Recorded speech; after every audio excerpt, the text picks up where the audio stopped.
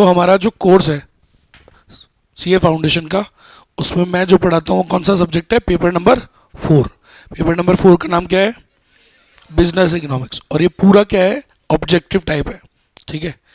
अब सुनो, तो कल मैंने आपको जो पढ़ाया था, बहुत फर्स्ट चैप्टर से स्टार्ट किया था, इजी चैप्टर, वो इसलिए स्टार्ट करते हैं क्योंकि अभी और बच्चे आएंगे, ये बैच पैक होगा जब तक। तो ये चैप्टर क्या है, अगर मान लो नहीं भी पढ़ा किसी ने तो आगे के चैप्टर्स पे कोई फ़र्क नहीं पड़ता है। अब अगर क्योंकि आएंगे बच्चे 6-7 डेज बाद भी आएंगे मे बी, तो उनको कोई फ़र्क नहीं पड़ेगा आगे के चैप्टर्स में, क्योंकि इसका रिलेशन आगे नहीं होता, छोटा चैप्टर होता है, ईजी होता है, ठीक है। चलो, तो अब ध्यान देना सब लोग। आज का हमारा जो टॉपिक है, सबसे पहले तो हम समझेंगे कि हमारा सब्जेक्ट, पहले इकोनॉमिक्स की 2 ब्रांचेस होती है, सुना होगा आपने, है ना, बहुत बार सुना होगा ये तो। इकोनॉमिक्स 2 प्रकार की होती है, कौन कौन सी, देखो ऐसे करके 4 सब्जेक्ट्स होते हैं हमारे। बिजनेस इकोनॉमिक्स, इकोनॉमिक्स में 10 चैप्टर्स हैं टोटल, ठीक है, 5 माइक्रो में, 5 मैक्रो में कह सकते हो। तो फर्स्ट चैप्टर हमने इसलिए स्टार्ट किया है, अभी बेसिक होता है ये। देखो, तो आज का हमारा टॉपिक क्या है, आज का जो हमारा टॉपिक है ना बेटा, वो है इकोनॉमिक्स की 2 ब्रांचेस को समझना। इकोनॉमिक्स में 2 ब्रांचेस होती हैं, एक क्या होती है बेटा, माइक्रो इकोनॉमिक्स, और एक होता है मैक्रो इकोनॉमिक्स। 11वीं क्लास से पढ़ते आ रहे हो आप, 11th में भी पढ़ाया होगा, 12th में भी पढ़ाया तो होगा, एक बार डिफरेंस आता है इसमें, फर्स्ट चैप्टर में नेशनल इनकम से पहले, है ना। तो ये माइक्रो मैक्रो पता है सबको, है ना। तो ढंग से सुनो, क्या होता है ना, यही हमारा टॉपिक है अभी आज।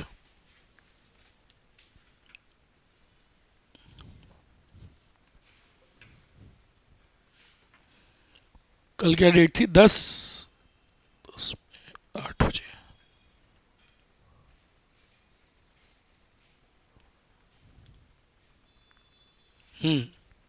देखो, ये कल वाला काम है अपना, कल लिखा था हमने कुछ ये सब, है ना। देखो, इसी के आगे ज्वाइन करते हैं अपन। देखो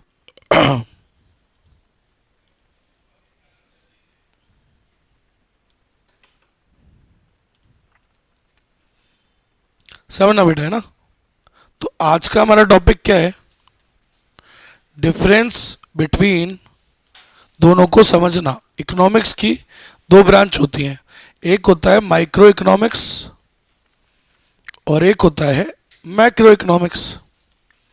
क्या फर्क है दोनों में, वो समझते हैं, समझना, है ना। देखो यार, इकोनॉमी क्या होता है, इकोनॉमी मतलब हमारे देश में कैसे इकोनॉमिक एक्टिविटीज़ होती हैं और ये सारी बातें, है ना। तो वो होती है इकोनॉमी, ठीक है। कैसे प्रोडक्शन होता है, कैसे लोग अपना काम धंधा करते हैं, पैसे कमाते हैं, वो सारी एक्टिविटीज़ को अपन, भाई पढ़ा है ना आपने बचपन में कि एक्टिविटीज़, आदमी ह्यूमन एक्टिविटीज़ 2 करता है। नॉर्मली ह्यूमन 2 प्रकार की एक्टिविटीज़ करता है, एक करता है इकोनॉमिक और एक करता है इकोनॉमिक, ठीक है। अभी मैं ये कौन सी एक्टिविटी कर रहा हूँ, इकोनॉमिक एक्टिविटी है सर। तुम कौन सी एक्टिविटी कर रहे हो, ये भी इकोनॉमिक एक्टिविटी है। इसमें कहीं ना कहीं पैसे का इन्वॉल्वमेंट है ना, मैं ले रहा हूँ तो तुम दे भी तो रहे हो, दोनों तरफ से देखें तो पैसे का इन्वॉल्वमेंट है, समझ रहे हो। कंजम्पशन भी एक इकोनॉमिक एक्टिविटी होती है। तुम क्या कर रहे हो, कंजम्पशन कर रहे हो ना, तुम सर्विसेज को कंज्यूम नहीं कर रहे क्या, मैं तुमको, तुम मुझे पैसा दे रहे हो, मैं तुम्हें क्या दे रहा हूँ, सर्विसेज, तो आप ले तो रहे हो ना, पैसे का इन्वॉल्वमेंट है ना इसमें। तो ये कौन सी एक्टिविटी होती है, बोलो, इकोनॉमिक एक्टिविटी। अब सोचो, आप और आपके दोस्त, जो दोस्त हो, आपके दोस्त ने आपको हेल्प करी, कोई मान लो मैथ्स में आप वीक हो, उसने आपकी हेल्प कर दी, ठीक है। आप अकाउंट्स में अच्छे हो, आपने उसको समझा दिया एक क्वेश्चन, ये कौन सी एक्टिविटी हुई भाई साहब, ये नॉन इकोनॉमिक हुई, इसमें कहीं पैसे का इन्वॉल्वमेंट नहीं है। तो ऐसे ही 2 प्रकार की एक्टिविटी करता है आदमी, सही बात है। अब सुनना मेरी बात, तो हमारी जो इकोनॉमी होती है, देश की जो अर्थव्यवस्था है ना, इसमें बहुत सारे लोग होते हैं, आम आदमी, आप जैसे कंज्यूमर्स भी होते हैं, कंज्यूमर भी है, प्रोड्यूसर भी है, हम सर्विसेज दे रहे हैं, प्रोड्यूसर भी है ना। अब इंडिविजुअल आदमी भी है, सब होते हैं, बच्चे वगैरह सब, मतलब जो भी ना। तो कंज्यूमर्स होते हैं, प्रोड्यूसर्स होते हैं, पूरे सबको क्या बोलते हैं, समाज, सोसाइटी या इकोनॉमी, पूरा देश, ये सब बोलते हैं अपन।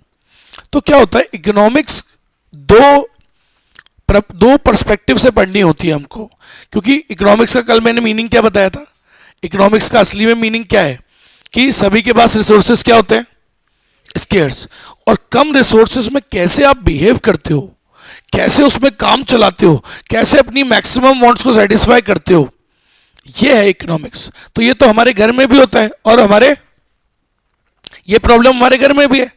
बजट होता है कम, वांट्स होती है, रिसोर्सेज कम, वांट्स ज्यादा। तो ये तो कंज्यूमर के भी तो यही है ना, हर प्रोड्यूसर की भी यही दिक्कत है। हम काम धंधा करते हैं, हमारे पास में भी क्या है, रिसोर्सेज कम, और हमारी ज़रूरतें क्या होती हैं, ज़्यादा होती है। समझ रहे हो, आज हमारी 2 बिल्डिंग है, हमें एक और बिल्डिंग की ज़रूरत है, होती है। ज़रूरतें हमेशा ज़्यादा ही होती हैं, वांट और रिसोर्सेज हमेशा कम होते हैं। हमारे यहाँ भी दिक्कत है।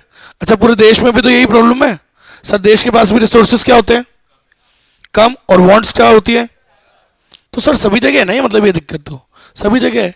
तो जब हम ये बातें एक जने के पर्सपेक्टिव से पढ़ते हैं तो इसे हम माइक्रो इकोनॉमिक्स कहते हैं, और जब पूरे देश के पर्सपेक्टिव से पढ़ते हैं तो मैक्रो इकोनॉमिक्स कहते हैं, बस। तो जहां पूरे देश की बात हम कर रहे हैं, पूरे देश के इकोनॉमिक इश्यूज को समझेंगे, उसे कौन सी इकोनॉमिक्स कहोगे, मैक्रो। और जहां आप एक एक की बात कर रहे हो कि सर एक कंज्यूमर की बात कर रहे हो, एक प्रोड्यूसर की बात कर रहे हो, एक कंपनी की बात कर रहे हो, एक मार्केट की बात कर रहे हो, जहां एक की बात कर रहे हैं उसे माइक्रो, जहां सबकी पूरे देश की एक इकट्ठा एग्रीगेट बात कर रहे हैं वो मैक्रो। सही बात है, पक्का समझ में आई बात। तो प्रॉब्लम तो सभी जगह है ना सर, इकोनॉमिक प्रॉब्लम तो सभी की होती है, इंडिविजुअल के भी है और देश में भी है। तो जब देश के पर्सपेक्टिव से समझोगे तो मैक्रो इकोनॉमिक्स, और जब एक के पर्सपेक्टिव से समझोगे तो माइक्रो। लिखो लिखो लिखो, साथ साथ लिख लो। माइक्रो इकोनॉमिक्स में first, it deals with the study of economic issues of an individual economic unit। और इंडिविजुअल इकोनॉमिक यूनिट मतलब एक कंज्यूमर, एक प्रोड्यूसर की बात हो रही है, या एक फर्म बोल सकते हो, एक कंपनी की, एक मार्केट की बात हो रही है, या एक प्रोडक्ट की बात हो रही है, ये सब माइक्रो इकोनॉमिक्स होता है। या एक इंडस्ट्री की बात हो रही है, ये सब माइक्रो इकोनॉमिक्स है। One consumer, one producer, one firm, one market, one product, ये सब क्या होता है बेटा, जब हम इनके इकोनॉमिक इश्यूज को समझ रहे हैं, इनके बारे में बात कर रहे हैं, तो ये कौन सी इकोनॉमिक्स, माइक्रो। और जब पूरे देश की सबकी बात कर रहे हैं तो मैक्रो। तो लिखो, it deals with study of the economic issues of the economy as a whole, मतलब पूरे देश की।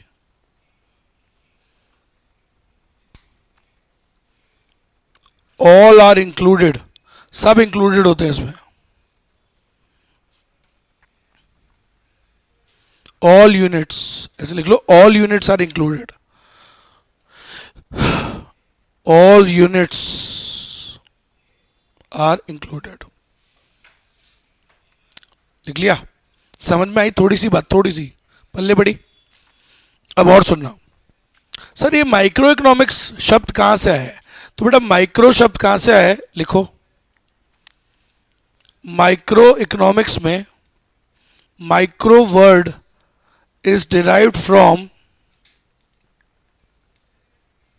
Greek word mikros, Greek word MIKROS।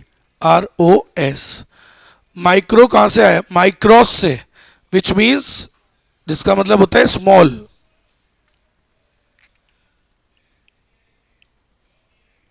Which means small unit, मतलब एक यूनिट की बात चल रही है, छोटी मतलब पूरे देश की बात नहीं चल रही, स्मॉल यूनिट, ठीक है।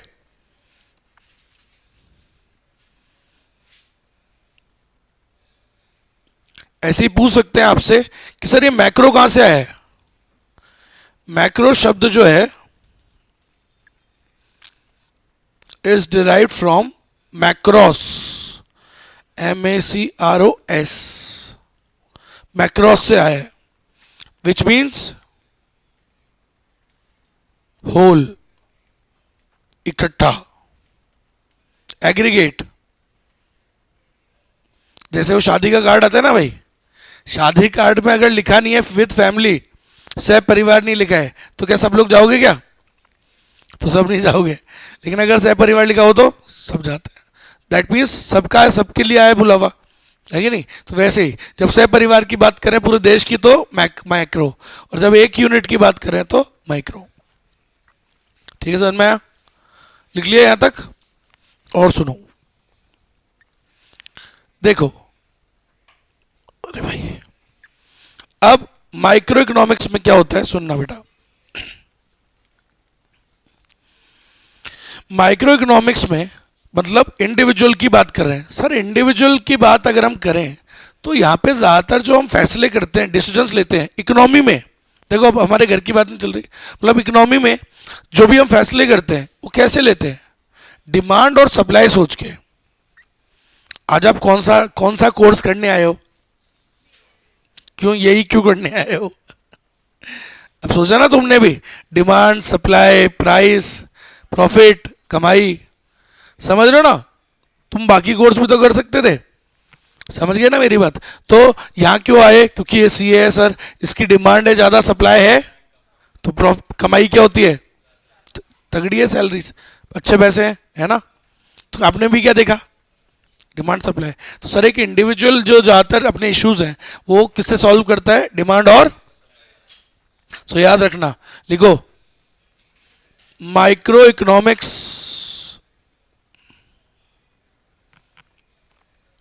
uses tools of price mechanism. Price mechanism बोलते हैं इसको, प्राइस थ्योरी भी कहते हैं। प्राइस मैकेनिज्म मतलब डिमांड एंड सप्लाई। और सर मैक्रो क्या यूज करता है? असली में वो भी डिसीजन तो वैसे ही ले रहा है, उसके मेन टूल होंगे, वो तुम्हारी डिमांड थोड़ी देखेगा, वो सारी चीजों की देखेगा, एग्रीगेट डिमांड, है ना? So macroeconomics uses tools of aggregate, aggregate मतलब सबकी demand, aggregate demand and aggregate supply. ठीक है, AD एंड AS बोलते हैं उसको, ये भी लिख लो भाई।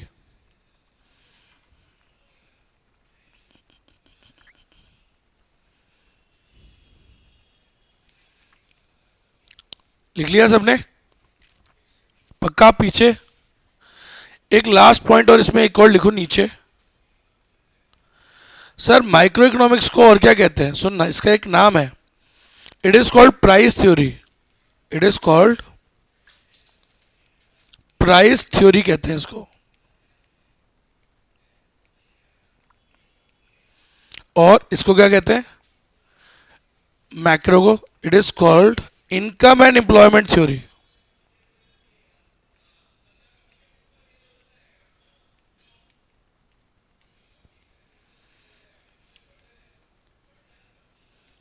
ठीक है,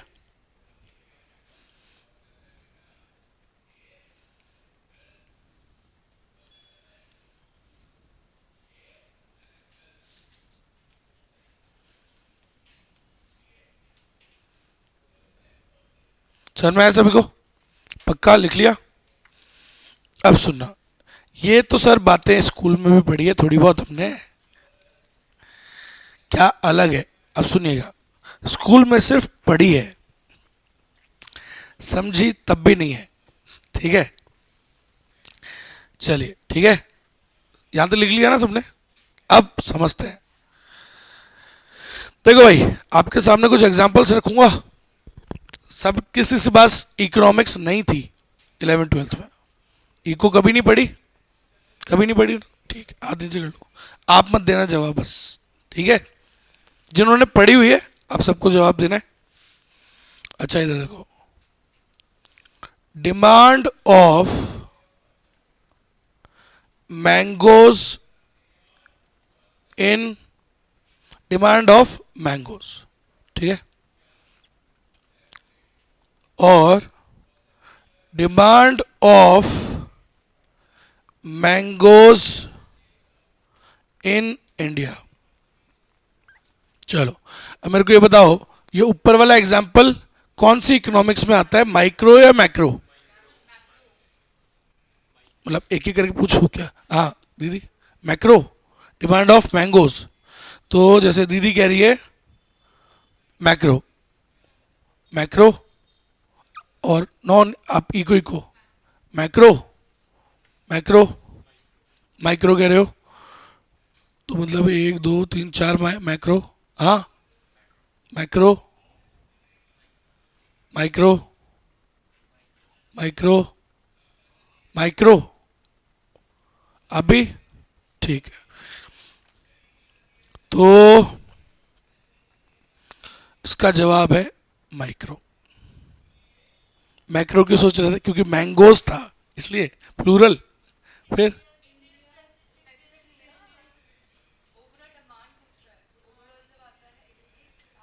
ओवरऑल कहाँ हुआ? सारे प्रोडक्ट्स तो बोले ही नहीं, एक ही प्रोडक्ट। अच्छा ठीक है, ठीक, ऐसे ऐसे ऐसे, ऐसे डांटो मत मेरे को। चलो तो इसका जवाब है माइक्रो, है ना। अच्छा अगला वाला आप बताओ, demand of mangoes in India, macro है, माइक्रो, रीजन इंडिया है, माइक्रो। हाँ दीदी, मैक्रो, हाँ बेटा, मैक्रो, मैक्रो, ठीक है, गलत, माइक्रो। और ऐसे, और demand of cement industry, demand of whole cement industry in India. हाँ जी, हाँ, demand of cement industry in India, whole लिख दे ले, whole cement industry, macro, macro, macro, macro, macro, macro, macro. हाँ दीदी, है नॉट, वो तो छोड़ो। 11th 12th के हिसाब से बताना है।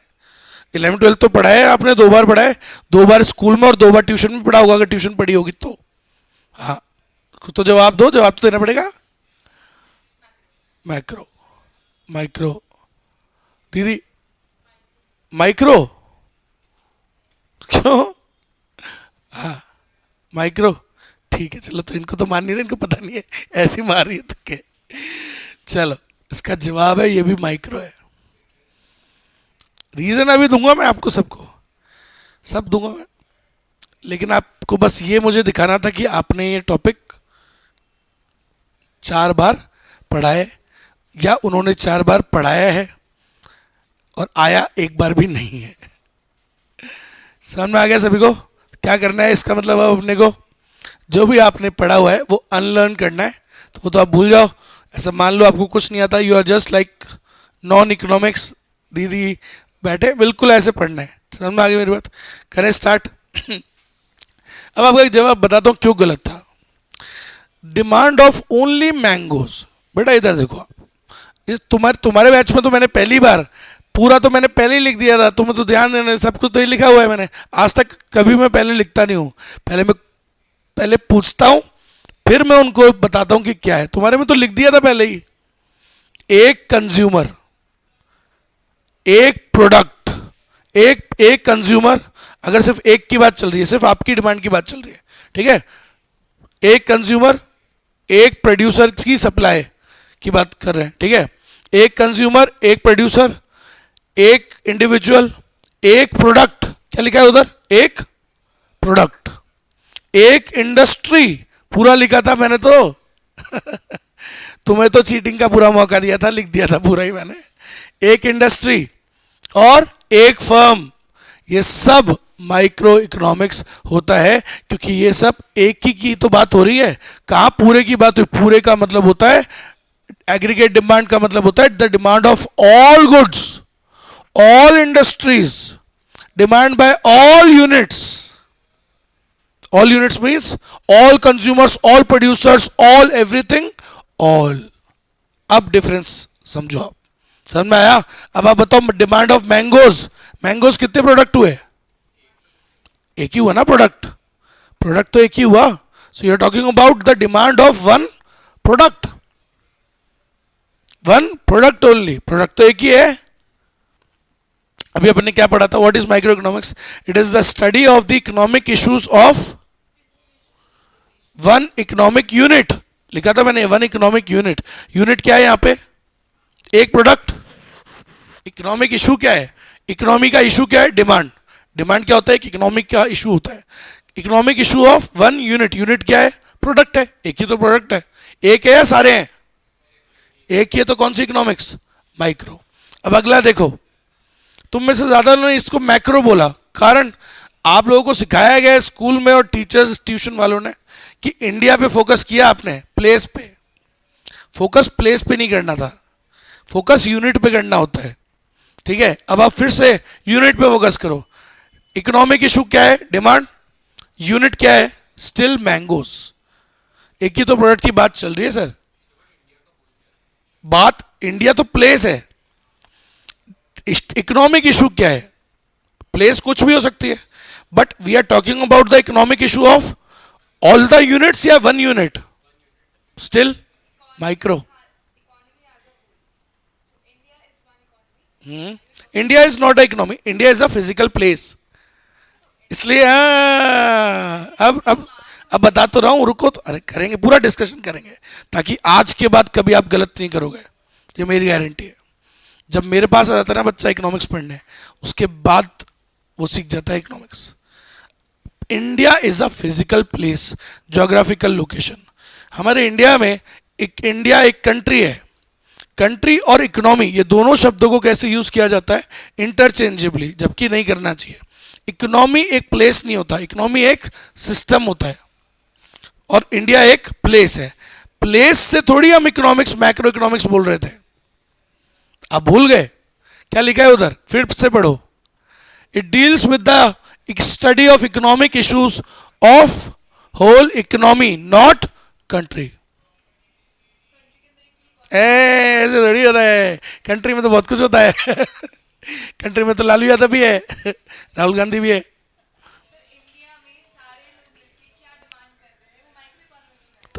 नहीं, मैंने कहा ऐसा? मैंने नहीं बोला, आप बोलो ऐसे। तो इंडिया की एक बात बताओ, आप तो उस एग्जाम्पल पे स्टिक रहो, उसके अराउंड रहेंगे अपन, है ना? हाँ, demand of mangoes, demand of mangoes in India. ठीक है, डिमांड। इकोनॉमिक इशू क्या होता है? कि इकोनॉमी में इशू मतलब किस इशू की बात करें? डिमांड की बात करें। ओके, डिमांड किस चीज की बात करें? इंडिया की या मैंगोस की? मैंगोस कितने प्रोडक्ट हुए? बस। तो जब ऑल डिमांड की बात नहीं होती ना, जब तक ऑल प्रोडक्ट्स, तब तक वो मैक्रो नहीं है।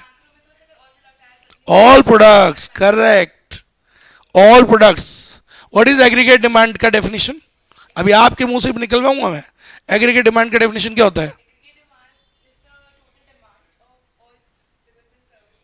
All final goods and services produced in the economy during a period of, है ना? डिमांड ऑफ ऑल, ऑल मतलब ऑल। समझ में आया दीदी? आज के बाद गलती नहीं करोगे ना? बस। आपको ये अच्छा, ये सिर्फ आपके बैच में नहीं है, ये सभी बैचों की मैं लेता हूँ परीक्षा। कारण क्या है कि आपको बताना कि वो स्कूल था, वो स्कूल के टीचर्स थे, वो स्कूल की इकोनॉमिक्स थी, वो ट्यूशन के टीचर्स थे, और ये सी है। अब हमें कोई भी चीज़ जीवन भर के लिए सीख लेनी है। ठीक है, we can't just read. Read तो आपने 4 बार करवाया गया था, आपको समझाया भी थोड़ा बहुत, जो भी बताया गया होगा 4 बार बताया होगा, लेकिन आपने देखा कि आपने अभी भी गलत किया। वो बहुत बेसिक टॉपिक था, फर्स्ट टॉपिक होता है 11वीं-12वीं क्लास में होता है। देखो और सुनो, अगला भी देखो आप, डिमांड ऑफ आपके टीचर्स तक गलती करेंगे इसमें, इसलिए बोल रहा हूँ। आप तो बच्चे हो, मैं आपसे एक्सपेक्ट थोड़ी करता हूँ कि आप, मुझे पता है आप कितना कर सकते हो, मुझे पता था आप काय पे फोकस करोगे, पहले से ही पता था मुझे, आप प्लेस पे फोकस करोगे, है ना। फोकस काय पे करना है, economic issue of the unit, unit को देखना है अपने को, है ना।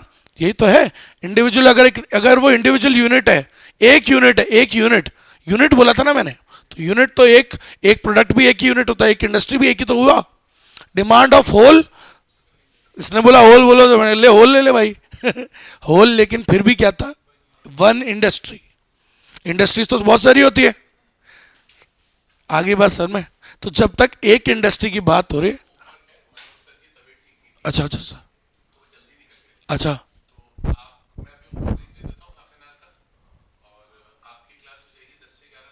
ठीक है।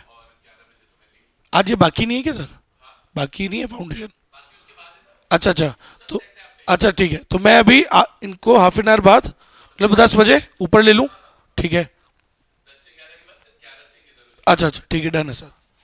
हाँ जी, तो सामने देखो, करें स्टार्ट, समझ गए प्रॉब्लम, समझे प्रॉब्लम, ठीक है चलो। तो अगर कभी भी आज के बाद, अगर हम एक एक यूनिट की बात चल रही है, one producer, one firm, one product, one industry, one consumer, क्या कहेंगे उसको, माइक्रो इकोनॉमिक्स। आगे बात समझ में सबको, पक्का 100%, इसीलिए चलिए, ठीक है, क्लियर है।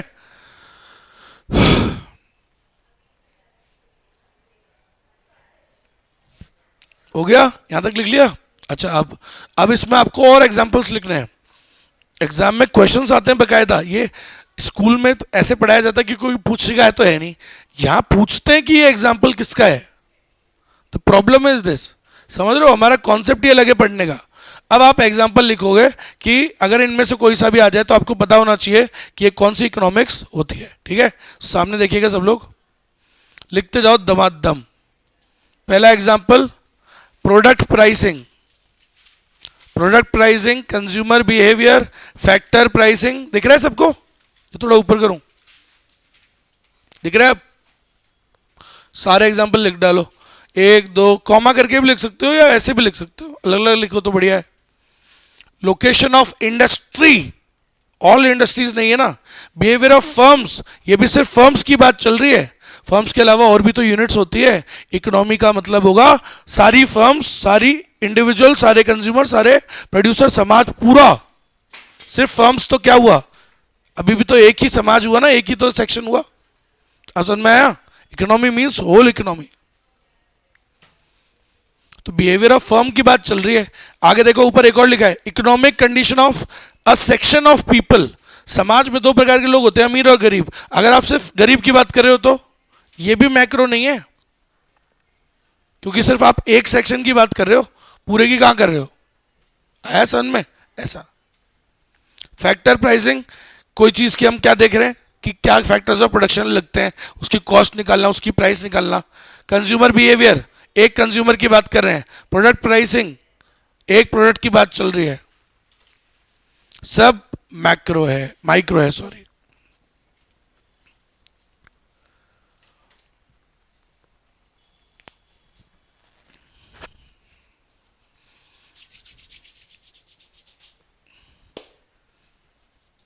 हो गया, आया समझ में आया, ठीक है चलो करें स्टार्ट। मैक्रो के लिखो एग्जांपल्स, मैक्रो के एग्जांपल लिखोगे, ये रहे, दिख रहा है क्या, नेशनल इनकम, बताओ किसकी इनकम की बात चल रही है, एक की या पूरे सबकी। सब में कौन आ जाता है, सिर्फ फर्म्स क्या, सब सब। नेशनल इनकम, नेशनल आउटपुट, सब आ गए ना। जनरल प्राइस लेवल, महंगाई, इन्फ्लेशन, डिफ्लेशन, इंटरेस्ट रेट। अभी ये जो आरबीआई है, सुना है RBI, reserve bank of India, central bank, वो जब चेंज करता है तो इफेक्ट किस पे आता है, सब पे। इफेक्ट किस पे आता है, सब पे।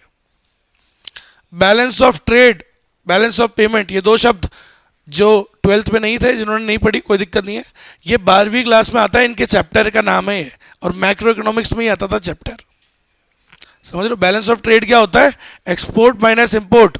हम क्या चाहते हैं हमेशा भाई देश में क्या, अच्छा एक्सपोर्ट इंपोर्ट भी क्या होता है? देश में ही होता है ना, पूरे पूरे देश की बात चल रही है।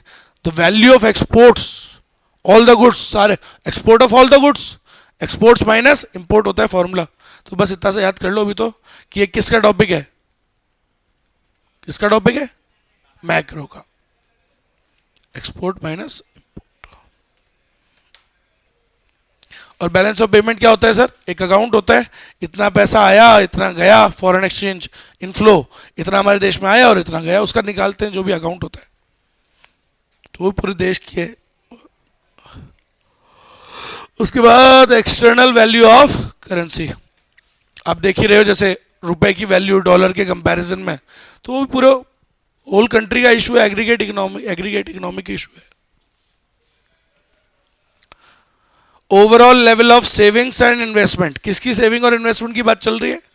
मेरी या तुम्हारी? पूरे देश की, सबकी। लेवल ऑफ एम्प्लॉय, अब सबकी मतलब इंडिविजुअल की भी हो जाएगी, फर्म भी तो सेविंग करती है, गवर्नमेंट भी तो करती है, सभी करते हैं। Level of employment and rate of economic growth, देश में रोजगार का क्या लेवल है, अनएम्प्लॉयमेंट कितना है, पॉवर्टी कितना है, ये सब क्या है? ये सब मैक्रो इकोनॉमिक्स है। और एग्जांपल लिख लो, गवर्नमेंट बजट किसके लिए बनता है? सबके लिए बनता है। गवर्नमेंट बजट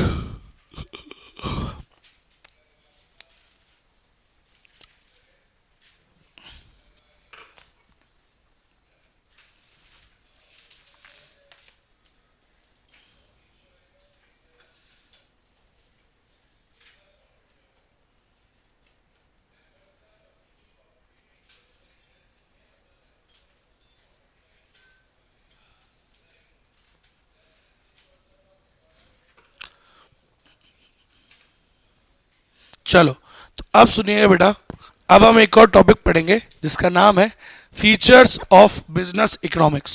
लिखो, features oblique characteristics oblique nature, एक ही बात होती है सब।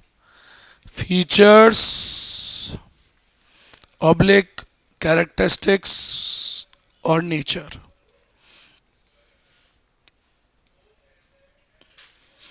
हमारे सब्जेक्ट के बारे में समझेंगे।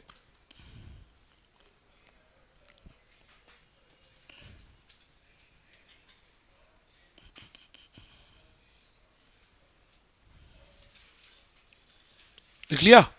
ठीक है, चलो देखो, सबसे पहला लिखोगे आप, पहला पॉइंट, बिजनेस इकोनॉमिक्स, शॉर्ट में लिख लेना, बार बार क्या लिखोगे थोड़ा, business economics, BE. Business economics is a science. Sir ये एक साइंस की तरह होता है, क्यों? अब कोई रीजन होगा। जब हम बोलते हैं कोई चीज़ को कि यार तुम उसकी तरह लग रहे हो, तो ऐसा कब बोलते हैं? जब हमें वैसी सिमिलैरिटीज दिखती है। सही है। सो ऐसा टॉपिक आपके 12th में बीएसटी में भी था, याद करो, chapter number 1, management, management as a science, management as an art, management as a profession. तो वहाँ पे हम क्या करते थे? पहले बताते थे कि देखो सर साइंस में ये फीचर्स होते हैं, और फिर हम बताते थे कि ये फीचर्स देखो इसमें भी होते हैं, तो हम क्या कह सकते हैं? Management as a science. सही बात है, सारे नहीं होते इसलिए क्या बोलते हैं? It is not an exact science बोलते थे, है ना। तो वैसे यहाँ पर हम क्या कह रहे हैं कि हमारा जो सब्जेक्ट है बिजनेस इकोनॉमिक्स, ये एक साइंस की तरह होता है। ऐसा क्यों कहा? क्योंकि सर यहाँ पे भी क्या होते हैं? साइंस क्या होता है? एक properly systemise body of knowledge होता है, एक सिस्टमैटिक अच्छे से सब्जेक्ट बनाया हुआ है ना, बनाया गया है, जहाँ पर क्या होता है? हर चीज़ का कॉज एंड इफेक्ट रिलेशनशिप होता है। सही बात है। तो वैसे ही सर इकोनॉमिक्स में भी तो यही होता है। इकोनॉमिक्स भी एक क्या है? सिस्टमाइज बॉडी ऑफ नॉलेज है। हर चीज़ का क्या होता है? कॉज एंड इफेक्ट होता है। समझ रहे हो? प्राइस गिरेगी तो डिमांड बढ़ेगी, है ना, कॉज एंड इफेक्ट सब जगह। तो यहाँ पर भी सर सेम सिमिलैरिटीज है, वहाँ पर भी होता है कॉज एंड इफेक्ट, यहाँ पर भी होता है। एक और बात सर, वहाँ पर भी क्या होते हैं? वेरियस लॉज, प्रिंसिपल्स, है ना, जो एक्सपेरिमेंटेशन और ऑब्जर्वेशन से बनाए। तो सर इकोनॉमिक्स में भी क्या होते हैं? लॉज हैं, थ्योरीज हैं, प्रिंसिपल्स हैं, जो हमने कैसे बनाए, ऑब्जर्वेशन से।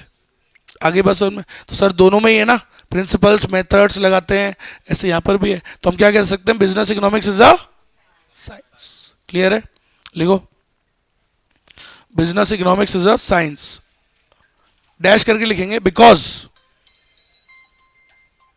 बिकॉज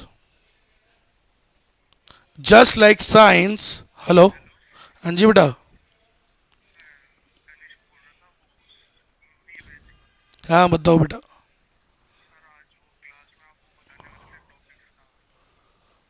आज कौन सी क्लास में? नहीं नहीं, कौन सी क्लास, फाउंडेशन बोल रहे हो बेटा, इंटरमीडिएट? आज कौन से टॉपिक्स? अच्छा नहीं, वो टॉपिक नहीं बताया अभी तो यार, आज तो प्रोडक्शन ही पढ़ाया था, है ना। ठीक, हाँ देख लेंगे, वो कर लूँगा, है ना। लेकिन उसके लिए साथ में तू आएगा, अगले कल ही आ जाना ना, कल कराऊंगा सामने। प्रोडक्शन कराया था, प्रोडक्शन। अभी मैं बताता हूँ तेरे को, है ना, एक बार व्हाट्सएप कर दे मेरे को, है ना। हाँ भाई, देखो सब लोग, तो लिखा just like science business economics also has, just like science business economics also has, जो जो बोलूँ बस वही लिखना है ना, ज़्यादा नहीं। Systemise body of knowledge, systemise body of knowledge, cause and effect comma, systemise body of knowledge comma, cause and effect relationship,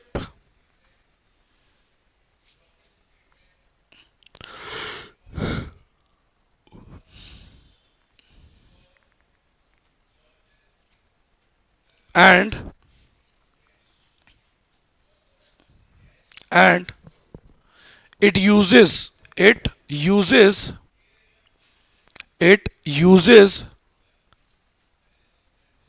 the tools of maths, stats and econometrics, maths, stats and econometrics।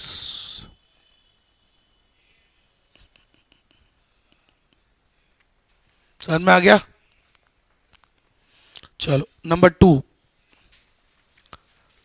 Second point, एक line छोड़ के, सुंदर सुंदर, business economics is largely based on microeconomics। business economics is largely based on कौन सी economics? Micro economics. क्या मतलब है इस बात का? सर यहाँ पे हम ज़्यादातर किससे रिलेटेड है? माइक्रो से। एक बात बताओ, तुम्हारे बिजनेस में तुम you are concern with the country और you are concern with only your business? आपको अपने बिजनेस से ही तो रिलेटेड है ना, पूरे देश की थोड़ी चिंता करते हैं। आप अपने बिजनेस में कौन से डिसीजंस लेते हो? सर बिजनेस से रिलेटेड। देश वाले डिसीजंस यहाँ थोड़ी लेते हैं, वो तो देश लेगा, अपन थोड़ा ना लेते हैं। समझ रहे हो? देश का बजट आप बनाते हो क्या बिजनेस में? नहीं, तो वो हमारे बिजनेस का टॉपिक थोड़ी है सर, वो तो मैक्रो का टॉपिक है। समझ गए? तो ज़्यादातर बिजनेस किस, ज़्यादातर मैंने क्या बोला? लार्जली मतलब क्या होता है? ज़्यादातर। क्या मैंने ऐसे बोला क्या business economics is totally based on micro economics? नहीं, मैंने कहा it is largely based. Largely means mostly, ज़्यादातर हम बिजनेस इकोनॉमिक्स किससे रिलेटेड होती है? माइक्रो वाली इकोनॉमिक्स से। ठीक है, लिखो अगला। तो इसका हिडन मीनिंग क्या हुआ? थोड़े बहुत एलिमेंट तो इसमें मैक्रो के भी आते हैं, समझ रहे हो? लिखो अगला point, business economics also incorporates business economics also incorporates elements of macro analysis। Sir इसमें मैक्रो के भी एलिमेंट आते हैं। Business economics also incorporate element of macro analysis. अब एक बार बताओ, तुम्हारी वो ताई जी है निर्मला सीतारमन, अब वो टैक्स बदल दे अगर मान लो, है ना, वो टैक्स बदलेगी तो तुम्हारे ऊपर इफेक्ट आएगा या नहीं आएगा बिजनेस पे? सर इफेक्ट तो आएगा। अब आया ना मैक्रो का इफेक्ट, तो मतलब मैक्रो का भी प्रभाव थोड़ा बहुत बिजनेस इकोनॉमिक्स में आता है। ज्यादातर किस पर बेस्ड है? बट लेकिन सम एलिमेंट्स तो अफेक्ट करते ही है ना, कुछ एलिमेंट्स, जैसे टैक्स है, इंटरेस्ट रेट है, एम्प्लॉयमेंट लेवल है, ये तो करेगा ही ना। आज इंटरेस्ट रेट बदल दिया आरबीआई ने, so will it affect your business और नॉट? बिल्कुल, नेचुरली वो इफेक्ट तो करता ही है सर। समझ गए? तो ये सब मैक्रो के लिख लो एग्जाम्पल, एग्जाम्पल लिख लो बस। टैक्सेशन, टैक्सेशन, अभी एक बार बताओ, उधर ट्रंप की लड़ाई चल रही है, इफेक्ट हमारे देश में नहीं आ रहा क्या? फिर 40% घाटे में चल रहा हूं मैं मैं ही जानता हूं, बस आंसू ही नहीं निकल रहे मेरे। Taxation, interest rate, exchange rates, general price level, inflation deflation का प्रभाव नहीं पड़ता क्या बिजनेस पे? पड़ता है ना। इनकम एंड एम्प्लॉयमेंट लेवल्स, फर्क तो पड़ता ही है सर। समझ में आया? तो मतलब थोड़े बहुत एलिमेंट किसके भी प्रभाव करते हैं, इफेक्ट करते हैं? मैक्रो के भी। ज्यादातर क्या होता है, माइक्रो पर बेस्ड होता है, लेकिन मैक्रो के भी इफेक्ट करते हैं। लिखो नेक्स्ट, बोलूं? Sir business economics is also an art. Sir ये आर्ट की तरह भी है, साइंस की तरह भी है, तो आर्ट की तरह भी है। अब आर्ट की तरह क्यों बोल रहे हैं? क्योंकि आर्ट की तरह कुछ चीजें होंगी इसमें। It involves practical application of rules and principles. Sir देखो क्या होता है, थ्योरी सबकी सेम होती है, लेकिन सब उसको कैसे अप्लाई करते हैं? यूनिक वे में। सही है? आप जैसे आर्ट होता है, कोई भी आर्ट ले लो, आप म्यूजिक ले लो, है ना, तो म्यूजिक लोगे तो उसमें भी सुर कितने होते हैं? 7। थ्योरी तो सबकी सेम होती है, पता है आपको, बकायदा उसमें भी बैचलर डिग्रीज होती है, bachelors of music, masters of music, पूरा होता है। जैसे कोई इंस्ट्रूमेंट है उसके उसमें भी बैचलर्स, और सिंगिंग है, सिंगिंग में भी करते हैं, ऐसा करके होती है। लेकिन सबकी थ्योरीज क्या होती है? सेम। लेकिन सब उसको यूज कैसे करते हैं? अलग तरीके से। सही है? कोई अरिजीत सिंह बन जाता है, कोई बादशाह बन जाता है, कोई हनी सिंह बन जाता है। समझ रहे हो ना मेरी बात? कोई हिमेश रेशमिया बन जाता है, वो 2 वर्ड्स पे गाने बना देता है, देखा आपने? तो फिर समझिए मेरी बात। ऐसे करके तो सर बिजनेस इकोनॉमिक्स भी वैसा ही है, ज्ञान सबको सेम होगा, मैं थ्योरी सबको सेम सिखाऊंगा, लेकिन सब इसको अप्लाई कैसे करोगे? अपने अपने तरीके से। तो ये भी एक आर्ट की तरह हुआ ना, ज्ञान सबको सेम होता है, लेकिन सब उसको अप्लाई कैसे करते हैं? अलग अलग तरीके से। समझ लो, सब अलग अलग गाने बना रहे हैं ना आज।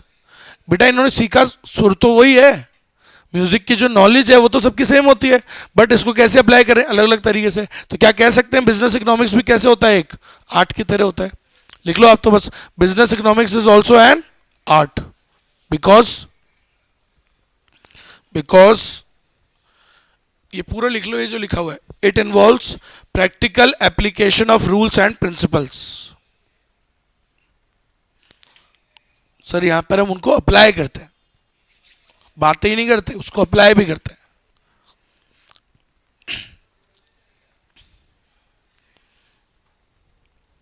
लिख लिया? लिखो नेक्स्ट,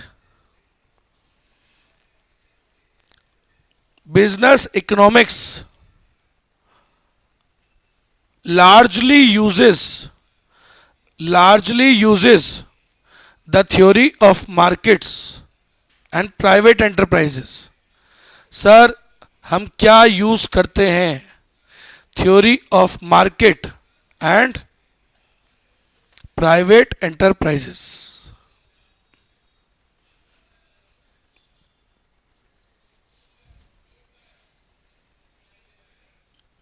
अब थ्योरी ऑफ मार्केट क्या होता है? डिमांड सप्लाई को तो बोलते हैं। मैंने क्या कहा था, आपके बिजनेस में आप ज्यादातर क्या डिसीजन किससे लेते हो? डिमांड सप्लाई से। ठीक है? Theory of market and theory of private enterprise. Private enterprise मतलब प्राइवेट सेक्टर, वो भी कैसे डिसाइड करता है? डिमांड सप्लाई से। सो लिख लो डिमांड सप्लाई। बिजनेस इकोनॉमिक्स क्या लिखा आपने? Business economics largely uses theory of markets and, ठीक है, जहां लिखा है थ्योरी ऑफ मार्केट्स ऐसे ही बना लो डिमांड और सप्लाई, लिख लो, या फिर ब्रैकेट में लिख लो, theory of market means demand supply से करते हैं डिसीजंस। आज मैं सीए क्यों पढ़ा रहा हूं, सीएमए क्यों नहीं पढ़ा रहा? Demand supply. सर सोच के करते हैं ना डिसाइड, ऐसे थोड़ी है। समझ में आया? लिखो last point, second last point आज के लिए, मतलब second last point, business economics is pragmatic, bracket में लिख लो practical in approach business economics is pragmatic, spelling check कर लेना, गलत मत करना। Business economics is pragmatic, bracket में क्या लिखोगे, प्रैक्टिकल होता है, मतलब प्रैग्मेटिक मतलब प्रैक्टिकल होता है सर ये सब्जेक्ट, कल भी बताया था मैंने। अप्लाइड इकोनॉमिक्स का पार्ट है नहीं, हमारा जो सब्जेक्ट है ये वो थ्योरेटिकल वाली इकोनॉमिक्स थोड़ना है सर, क्या है ये, अप्लाइड इकोनॉमिक्स में आती है, इसको हम यूज करते हैं रियल लाइफ में, प्रैक्टिकल है ये, सही है। सो क्या लिखा आपने, बिजनेस इकोनॉमिक्स इज प्रैग्मेटिक या प्रैक्टिकल इन अप्रोच। लिखो अगला point, business economics is interdisciplinary in nature, interdisciplinary, business economics is interdisciplinary in nature. Sir business economics कैसा होता है, इंटरडिसिप्लिनरी होता है। क्या मतलब होता है इंटरडिसिप्लिनरी का, सर ये खिचड़ी होता है, खिचड़ी, खिचड़ी खाइए कभी, खिचड़ी में क्या क्या डलता है, दाल चावल, दाल भी सेवरल टाइप्स, 2-3 टाइप्स है ना, दाल चावल और भी मसाले, सब्जी वब्जी भी डालते हैं ये लोग तो, है ना, तो ऐसे करके मिक्स होता है ना। तो वैसे ही सर ये जो हमारा सब्जेक्ट है ये भी क्या है, एक खिचड़ी है, बहुत सारे सब्जेक्ट से मिलके बनी हुई है ये, समझ लो। इसमें थोड़ा सा आपका अकाउंट्स का भी नॉलेज होता है, थोड़ा साइकोलॉजी, थोड़ा आपका मैनेजमेंट, ऐसे बहुत सारे स्टैट्स। 11वीं क्लास में स्टैटिस्टिक्स कहाँ आती थी आपके, इकोनॉमिक्स में। आपको पता है स्टैटिस्टिक्स का जन्म क्यों हुआ है, ये सब्जेक्ट ही क्यों बना है, पता है आपको क्यों हुआ है? चलो कोई बात नहीं, ऐसे मैं जज नहीं करता, आप मेरे से पढ़े नहीं हो ना, इसलिए मेरे से पढ़े होते आप 11th तो नहीं बोलते। अब बताता हूँ, देखो इकोनॉमिक्स स्टैट्स का जन्म इसलिए हुआ है उस सब्जेक्ट का, to understand the economic problems, to understand the economic issues. Economic issues को अगर मैं बोलूं, देश में यार बहुत गरीबी है सर, बोलो सर सबूत दो, दूंगा मैं सबूत, क्या दूंगा आपको, डेटा ला करके दूंगा कि देखो ये क्या है, गरीबी है, पॉवर्टी है। मैं बोल रहा हूं, मैंने कहा यार देश में बहुत अनएम्प्लॉयमेंट है, बोलो सर कैसे, सबूत दो, तो मैं आपको लाके दूंगा सबूत कि देखो ये डेटा है, ये स्टैट्स है, क्या कह रहा है ये, देखो क्या है यहाँ पर, बेरोजगारी है। स्टैट्स का जन्म ही क्यों हुआ है, क्यों डेटा को कलेक्ट करते हैं हम, to understand the economic issues. कोई भी इश्यूज को, इकोनॉमिक प्रॉब्लम्स को समझने के लिए we need to have a data, without any data we can not understand कि इश्यूज हैं भी या नहीं। अब आई बात समझ में। सो इकोनॉमिक इश्यूज को अंडरस्टैंड करने के लिए ये सब्जेक्ट बना है, फर्स्ट चैप्टर में पढ़ाया जाता है 11वीं क्लास में, बस पढ़ाते ही नहीं है ढंग से। चलिए सो लिखेंगे सब लोग, अब आप समझ गए। तो सर इस सब्जेक्ट में बहुत सारे सब्जेक्ट से ज्ञान लिया गया है, सबसे मिलके बनाया है, खिचड़ी है, इसलिए क्या कहते हैं, इंटरडिसिप्लिनरी इन नेचर। लिखो, business economics is interdisciplinary in nature because it incorporates tools from other disciplines, other subjects लिख लो, because it incorporates tool from other disciplines like, नाम लिखते रहना सब्जेक्ट के, maths, management, accounting, marketing, finance, stats, बस और कितने लिखोगे, एसेट्रा एसेट्रा कर देना।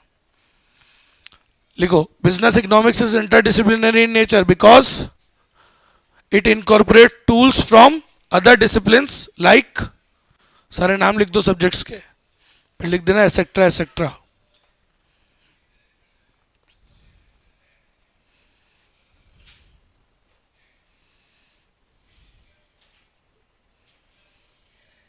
हो गया बेटा, पक्का। अब लिखो लास्ट पॉइंट आज के लिए, business economics is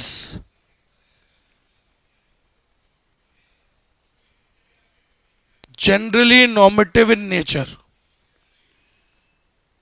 generally GENERALLY, generally normative in nature. लिख लिया, बस। अब इस पॉइंट के बारे में बात होगी कल, क्योंकि ये पॉइंट नहीं, ये पूरा टॉपिक है जो एक पूरा टॉपिक पढ़ना पड़ता है हमको। समझ में आया सभी को? चलो, तो बस आज के लिए इतना ही। बस जितना पढ़ाया इसको हल्का सा रिवाइज कर लेना, बस और कुछ नहीं करना आपको।